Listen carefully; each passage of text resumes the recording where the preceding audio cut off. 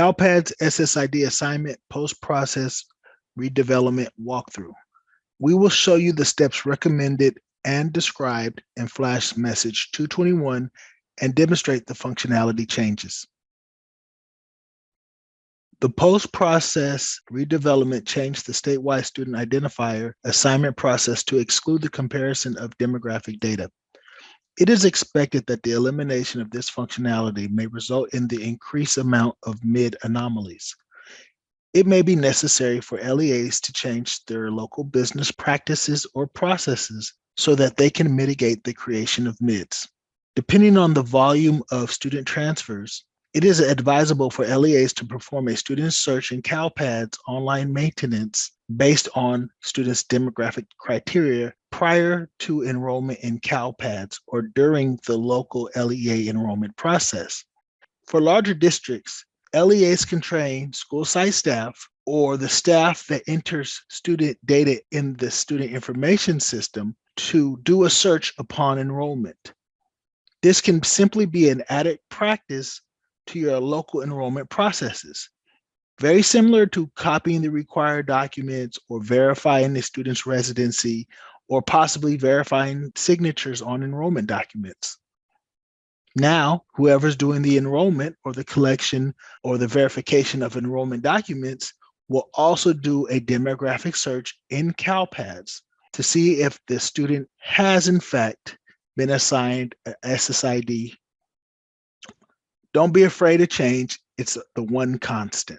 Okay, this is just a refresher. Functionality has not changed in how we perform student searches. Using the left nav, we go to student data.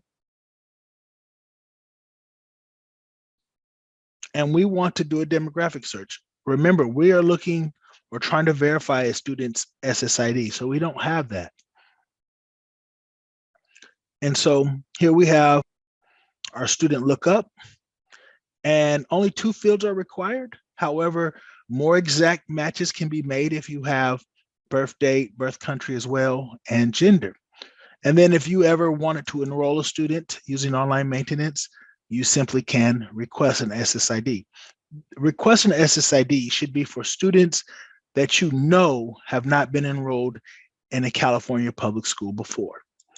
Transfer students typically are not these students, unless they're transferring from out of state, out of country, or possibly a private school. Even then, they may have been enrolled in a public school before or a California public school before and have an SSID. So as a matter of practice, you should always do a demographic search. Since we don't have a student information system here at CSIS, I'm using this template and I'm going to pretend or simulate having a student information system.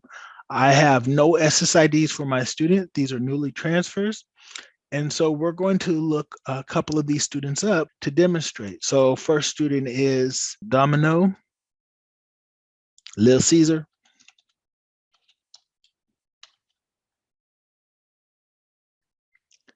And I'm going to search. So at this point, I have a no matching records found for the entered criteria message. This is where some analysis is going to kick in, right?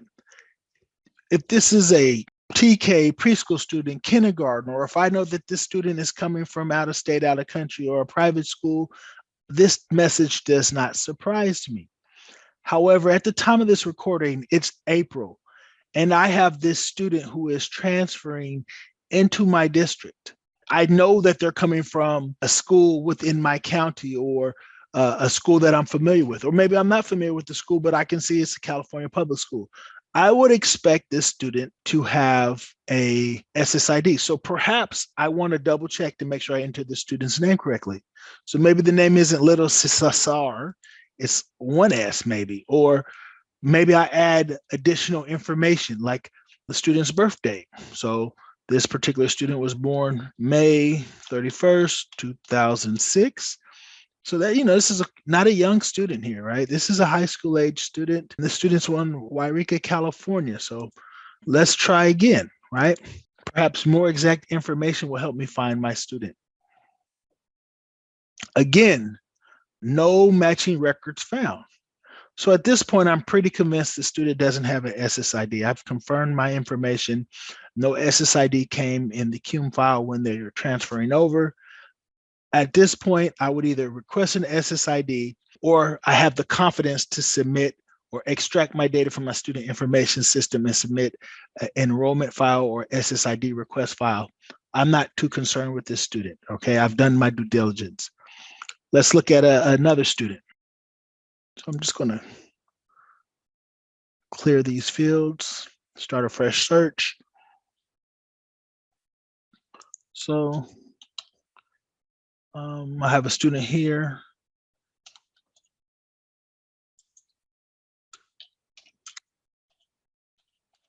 Gary McQueen. And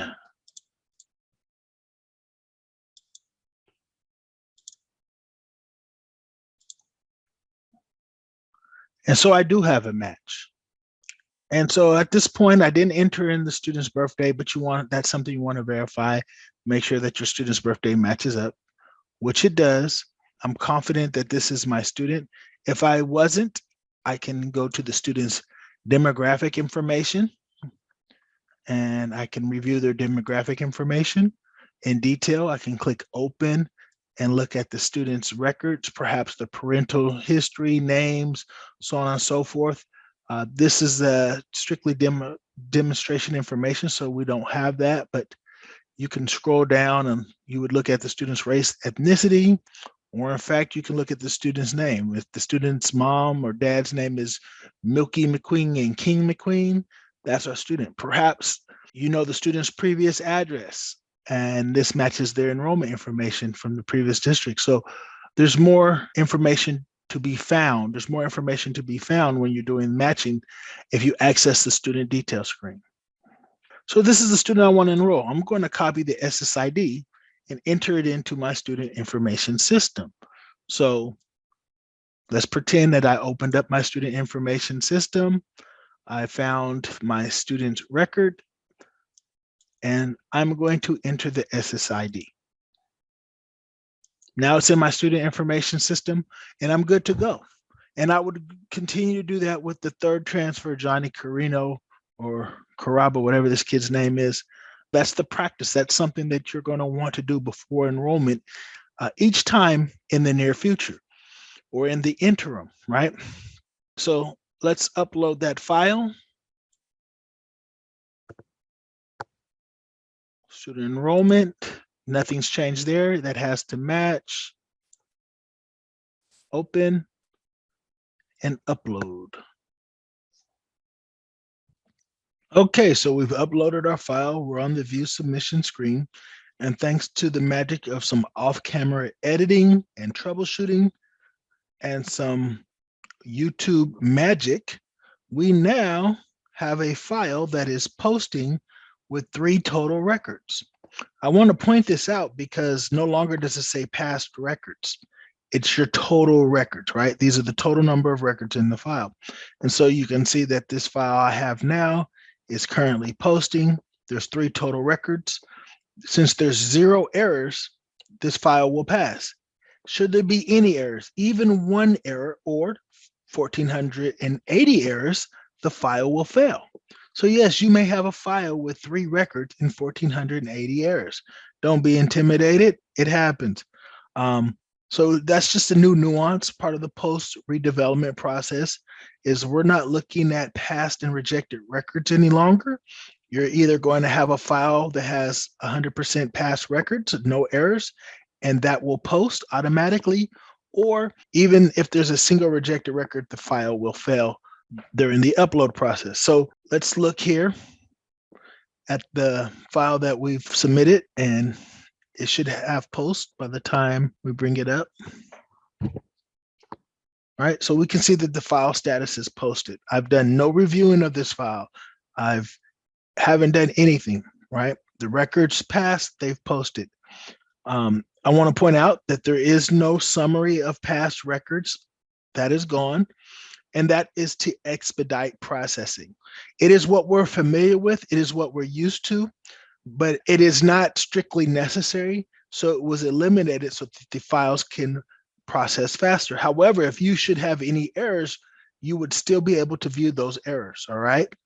Also, you can see that it tells you there's a summary of the total records in the file. So that's what you can expect to see as a result of the post redevelopment process.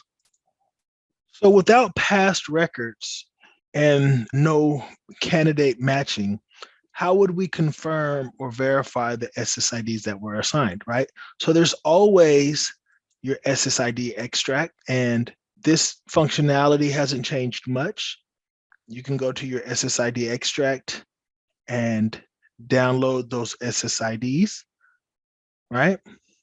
I'll save that for later. Or as an alternative, I've submitted a file with only 3 SSIDs. So as an alternative, you can go to online maintenance, student data, and then you can do a search by enrollment. And this requires you to know the school in which your students were enrolled, right? The school, you can only search by school. You can't search by LEA or district. So once you type in the school, I just want currently enrolled students. And then if I look for include students enrolled or after, so if you're doing this process, you're probably doing transfers that are recent. So I only want students that have been enrolled since April 1st, you know, and I'm going to search. So I have a list of students here. It's only these 2. However, if I wanted to search by start date, let's delete this, right? And just click search. I expect to get a broader list of students. So I have a broader list of students here. And now if I wanted to filter for recent enrollments, there's functionality. What I find effective is you can click the title and it's going to do a sort. These are the oldest. These are more recent. And make note, you have pages down here as well. Or you can search for, I'm going to use starts with, and I'm just going to put the month 04 and filter. And so you can see with the use of filters, you can pull a list of students and their SSIDs for your newly enrolled students based on your criteria, right? We advise you to use the SSID extract, but this is a way you can verify SSIDs or identify newly assigned SSIDs using online maintenance. Okay, so let's upload another file.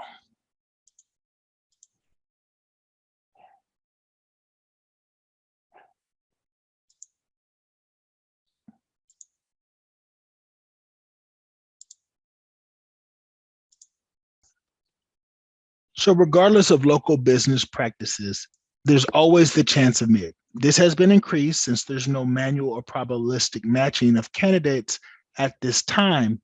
However, a review of your mids should be performed every day prior to requesting a SSID extract. Mids should be resolved on the same day the SENR is posted in order to avoid mids from being sent to TOMS in the nightly feed and prior to downloading the SSID extract, as I just said. To accommodate the need to resolve mids in the same day the SNR is posted, mid processing no longer occurs nightly, but it's done on an ongoing basis. Just like the snapshot redesign in years past, mids are now generated, at least in this test environment, upon upload. It's a very short delay. So to facilitate your mid matching requirements, mids are generated at a much faster pace. It's almost immediate in my experience. So again, you can see the file submitted is rejected because we have 8 errors. And I'm not going to resolve this on camera, but it's a good opportunity to show you that if there are errors that trigger on upload, they will require the entire file to fail. So again, through the magic of YouTube editing and some off-camera troubleshooting, we'll be back with a completely passed file. Okay, and so we're back, and you can see now that we have 4 total records, no errors, and the file's posted. Again, just to reiterate, any errors upon upload will cause the file to reject. So that's just the new functionality that you're experiencing at this moment. I submitted a file. I didn't do any prior student demographic search. I didn't have any SSIDs included in that file, and I have 4 records. So there's no way for me to confirm the matches, right? However, as built into your process, anytime you submit an SENR, you should, as a habit, after it's posted, go to Anomalies Management, maintain multiple identifier, right? However, if you're logging into CALPADS, it should become part of your practice to check for MIDs as well. Sometimes MIDs can generate from other LEA's enrollments, right? Their changes might generate MIDs. So it's something that you're going to want to check for with regularity. But definitely when you're assigning SSIDs to students, when you're submitting SENR files, part of your process is once those records have posted, you want to go to maintain your multiple identifier anomalies, right? So we're going to do that.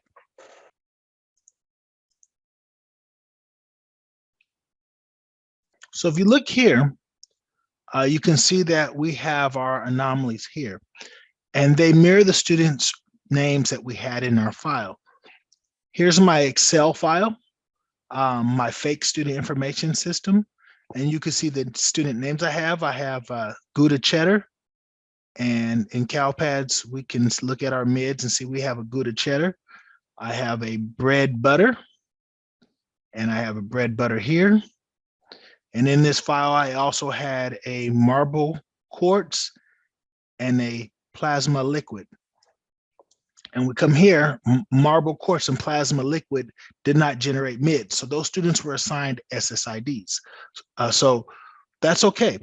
But before I want to verify that with an SSID extract, I want to resolve these MIDs. And so let's work, for the sake of demonstration, the students that were in the file, right? So I have bread butter here, and I have focus SSID and matching, and I get to look at the student's demographic information and decide, is this the correct student? I can see that the name is the same, the birth date the same, the birth city is the same. Unfortunately, there is no demographic information for either student, and that's troubling because how can I ensure that I have the correct student, right? In the absence of parent name, race, ethnicity can be used, so on and so forth. If I know that the student did in fact travel from Butte Valley Unified into my school district, CSIS Berkeley training, or CSIS Training Berkeley Unified, this is my student, and I can choose to combine. And so you see that student's no longer listed. So this is effectively your candidate matching. So although we don't have visibility on our past records and we can't do a candidate match online prior to the assignment of SSIDs, before we extract SSIDs from CALPADS and put them in our student information system, we have the opportunity to match our candidates, and that's in the form of MID resolution. That's something you want to be aware of. So the other student that was in the file was Gouda cheddar, and so we're looking at the student. And remember, the focus SSID is the student that we've submitted. That's the currently enrolled student. This is the SSID that was assigned, and then the previous existing SSID is represented in the matching record or matching SSID. And so here we have a little bit more information, right? This one has the birth city, Lake Forest.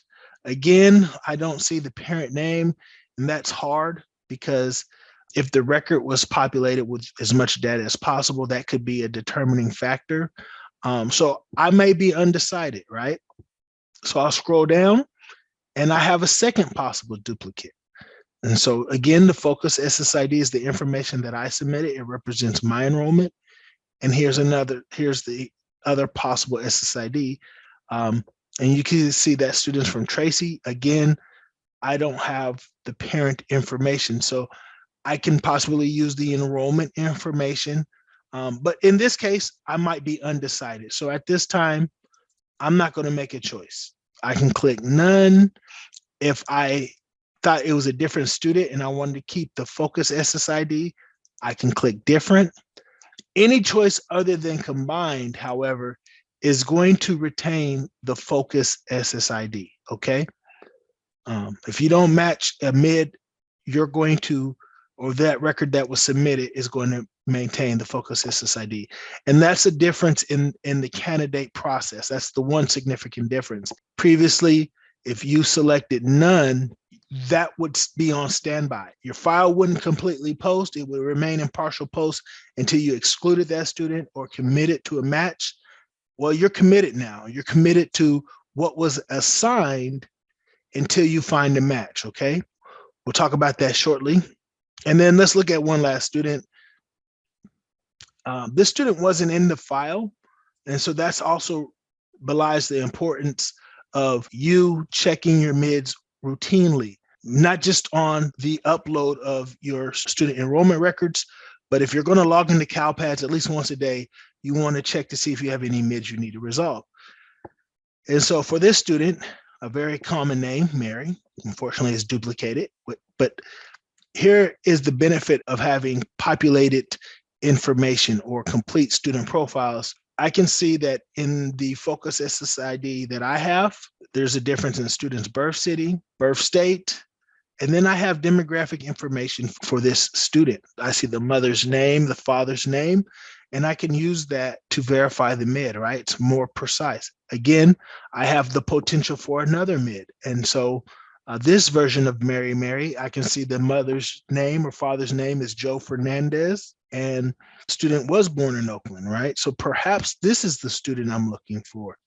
And then if you're undecided and you're doing mids, and this is explained in the mid training, right? We have a whole training dedicated to anomalies.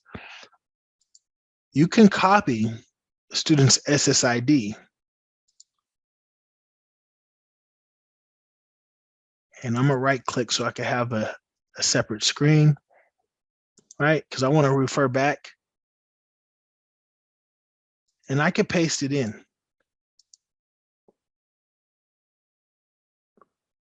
And I can open a couple of these pages up and look at the student's profile.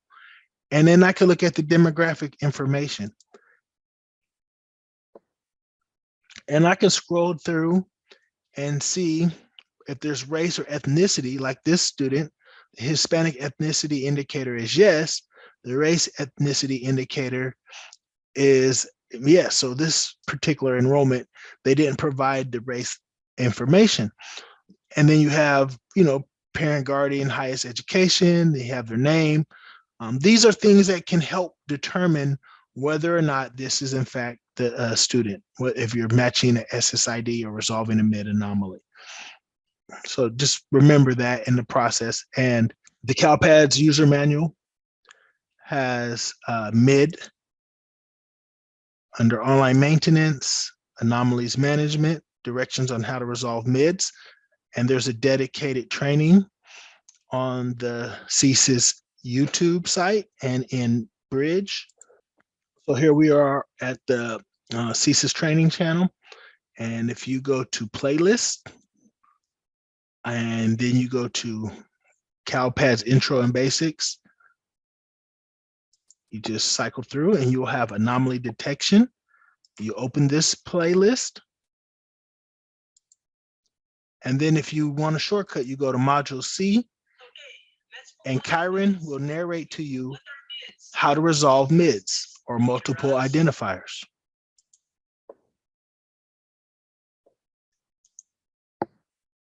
So we resolved our mids. We've posted our file. What's the next step? So only after you've resolved your mids, right?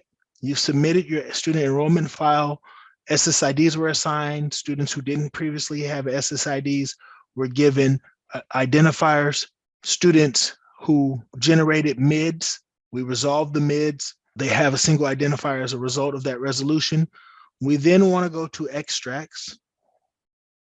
And so that's important, right? Resolving the mids is now the candidate match. You must resolve your mids when you post an SSID or a student enrollment file. And so we're going to go to SSID extracts. And this is a change. You have a date range. It used to search by job. You can no longer do that. So you're going to select your date range. If you could narrow your filters down by school, you can do that. If you're a larger district, you might want to submit enrollments by school or by a few schools. And then you have a start date and an end date. You're looking for active enrollments within these dates, okay? So since we're going to get active enrollments, any students that are enrolled on the 7th or the 8th will come back. Okay, let's just use today's date. So here we're going to request an SSID extract. We only have the date rate option as we mentioned. There's no search by job. So when you're selecting the date range, CALPADS is looking for any active enrollments on these dates, right? So today's the 15th. I'm going to submit it for today. And you will find CALPADS will not approve that request, right? The end date must be greater than the start date. So that means I can choose today's date as the end date, but my start date is going to be one day prior. That's the most narrow search I can find, and I'm going to request the file. And so if you're unfamiliar with the extracts, you first must request the extract. You see this message, please check back later for download. After it generates our extract, which shouldn't take much time in this test environment, but it could take a couple minutes in production out there in the real world. You come back and you can download the file and then upload it into your student information system. And so here you have your extract file, and you would just download it if you're unfamiliar. And this file is made to be able to import directly into your student information system. So we're back on the mid or multiple identifier resolution screen. And we just want to make sure that it's understood that all of these students currently right now, right? We have 5 students that are unresolved mids. I want to provide a list of these students to my testing coordinators because these students should not be tested. And while we haven't matched their SSID, if we have students with these names, we do not want to test them until we can get the appropriate SSID assigned. All right, so you want to get a list of the unresolved mids report and provide that to your testing coordinators until, or in the interim, maybe you want to do that daily so they have a running list of who shouldn't be tested and they can check off students when they're good and their mid has been combined. They have the appropriate SSID. All right. And so now let's just talk about some key points and reiterate some things we want you to focus on. All right, so any file with even a single error will be rejected completely. Again, this is a result of the post-process redevelopment. To expedite the processing of these files, some functionality has been removed, okay? The files are auto-posted with no view of past records. So files that have no rejected records are going to be automatically posted and there's no view of past records. For most files, this is not a great deal, but for the SANR file where we're used to having candidate matching, that's a change. That's a significant change that we need to be aware of and know how to manage, right? And so that leads us to the mid-resolution process is the SSID candidate selection. That's how it is accomplished, right? And so our mid-resolutions provide us with the vehicle or the mechanism in which we can do candidate selection. So before we download an SSID extract before we even request an SSID extract after we post a student enrollment file. We must resolve the MIDs. Once those MIDs have been resolved, we can then request and download an SSID extract and update our student information systems. And then good news, in the near future, functionality will be expanded to include broader matching, including probabilistic matching, and a candidate list report, right? That's good news, right? Okay, so in this time of change, remember, the CALPADS service desk is open and ready to help support you or assist you. The best way to contact us is to use the web form. However, you can always email us. And then the CALPADS Q&A. We've expanded the Q&A. We're going to use the same link so that you have office hours, so to speak.